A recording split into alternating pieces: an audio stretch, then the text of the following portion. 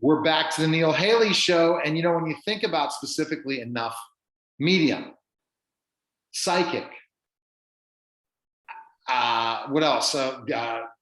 Life coach, you have everything. Mary D'Alba is going to give us kind of a whole process. Mary, thanks for stopping by. How are you? Oh, thanks for having me, Neil. I'm great. How are you? Good, fantastic. So let's kind of just jump into specifically things, Mary, of you're also a witch. So is that a Wiccan? Kind of define that for our audience. Sure. Yeah, there's a lot of folks that are actually practicing the Wiccan faith, and they say they're a witch. I am more pagan, so I have a few different types of practices that I follow. It's not just Wiccan, so I say I'm a pagan witch.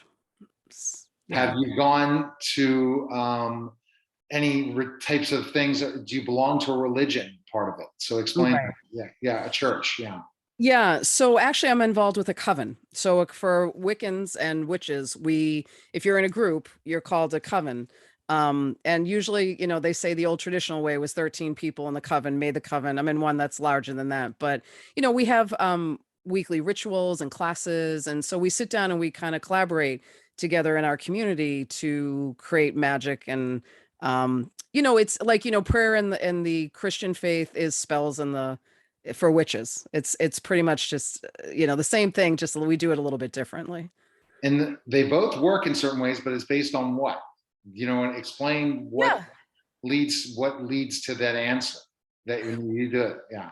Yeah, sure. So for us, we're polytheistic. So we believe in not just a god. Usually for folks in a Wiccan or a witchcraft tradition, there's a goddess involved in there too. It depends on who they follow. So some folks follow a Greek pantheon of gods and goddesses. Some follow, more Egyptian, and it's more of who they're called to. With a Christian faith, say, there's people who are following certain saints. And then, the big cheese is there. For us, the god and goddess are the big cheeses. And then, the different individual gods and goddesses are more of our saints, if you want to say it that way. So it's very similar in a lot of ways, which people that aren't witches don't like to admit, but it really is. Similar in the result of prayer versus what would you consider yours? So it's prayer and Christian faith, and people get their prayers answered. What would you say for you? For us, it's spells and magic. So it's the energy that we're putting out to the universe that we're asking for. It's very similar, except for us, we may be outside when we do it. We may use incense and a crystal when we do it. It's, we have some different tools. What do you think is more powerful? Well, I grew up Catholic. So for me, I like having more of my hand in what I'm trying to create in my life, where I feel like for me, and this is just for me, for prayer, for me, I felt like I was praying and then just like, okay, there it went, off it goes. As a witch, I'm able to create what I'm looking for and then put some action behind it to make it happen. So I feel like I'm more in control. I'm co-creating as opposed to just sending stuff out there and hoping it happens in the world. And I think that there's more of a belief system for you that it will happen versus in prayer, where the word unanswered prayers happens all the time. Yeah, yeah. And for us, it's one of our phrases is, as I will it, so make it happen, or so mote it be. So as I'm willing this to happen, let's make it happen. As I ask the spirits, it happens in the physical. And yeah, prayer, but I also think sometimes spells don't happen and don't work. And I think sometimes that's, be careful what you wish for, because you just might get it, and so you should quote that. You should quote that one. Yeah, it's true, but be careful what you wish for. And I think sometimes the spirit's like, oh, no, like God or the goddess or whoever, they're like, ooh, yeah, that's cute, but no. So sometimes they know better than us. A lot of times they know better than us, I always say. Okay. Yeah. All right. So talk about your medium also. And so but you also read tarot cards. So where do you do that? You do that online? I have an online practice, but I also I'm in Massachusetts. I'm not in Salem. People think I'm in Salem. If you're in Massachusetts, you've done a pilgrimage to Salem, right? Oh yeah. I worked in Salem for a while, but I actually have my own practice in a city north of Boston called Winchester. And so people can come see me in person if they'd like. But I also do an online practice. And so the psychic piece is where the tarot cards come in. So we're looking at the future, what's happening. Mediumship is talking to your loved ones, your pets, whoever that's crossed over to the other side. So you're dead. I call it you're dead. So that I find is really rewarding because, I get to connect these two people, one in physical, one in spirit, that haven't really connected in a while. And so I get to be the go-between in this beautiful connection of communication. So it's one of the best things I can do in my practice is to connect, that dad with their kid or their mom with their kid kind of thing. So So when are you getting your reality show, right? yeah, let's hope. Fingers crossed, Have you tried to pitch that? Because Yeah, again, being a witch too, that's different yeah, than some of the other mediums, right? That it's are out true. Yeah, yeah, it's true.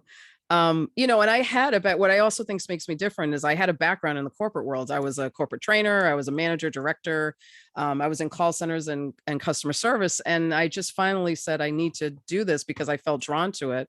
And I've been talking, I was talking to dead people when I was in the corporate world too, but it's much more a part of my life now than it ever was. So So what about the life coaching part of it? How do you yeah. do that? Yeah.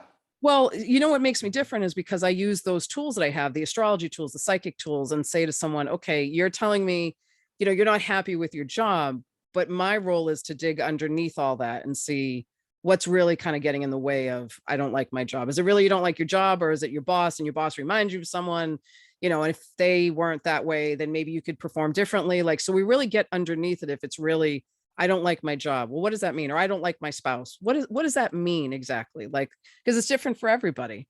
Sometimes you really don't like your spouse. I get it. But but sometimes it's just, you're not communicating well. And so how can we get to the bottom of that? So sometimes it's not an ending. It's just a retooling. And so, but what makes me different is that I'm saying, let's look at your astrology charts with your partner. Okay, look, here's where the conflict is. You guys have different communication styles.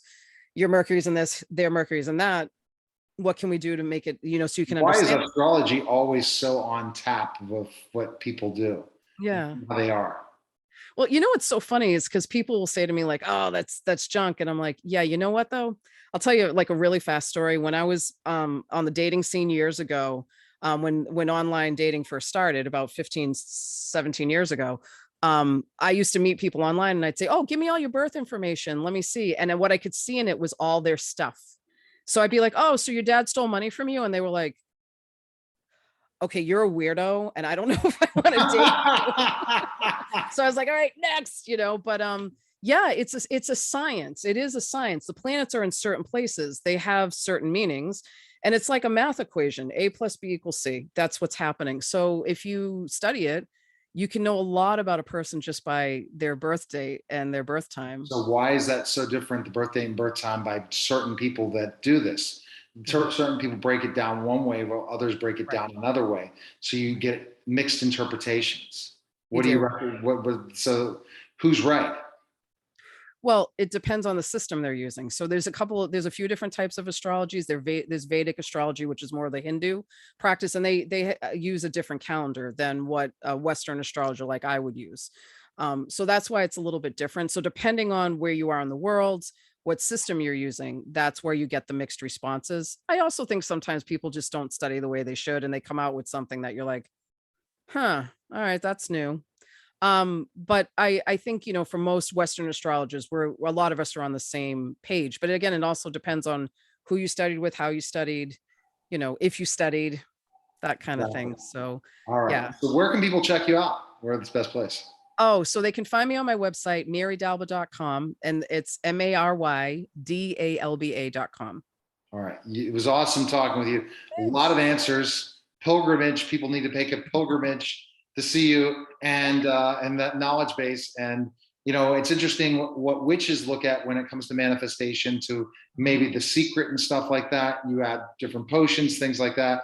But ultimately, our lives, we need to be happy, and we figure it out by what we're doing. So Right. appreciate you stopping by. Yeah. Thanks, Neil. You're welcome. You're listening and watching the Neil Haley Show, and we'll be back in just a moment.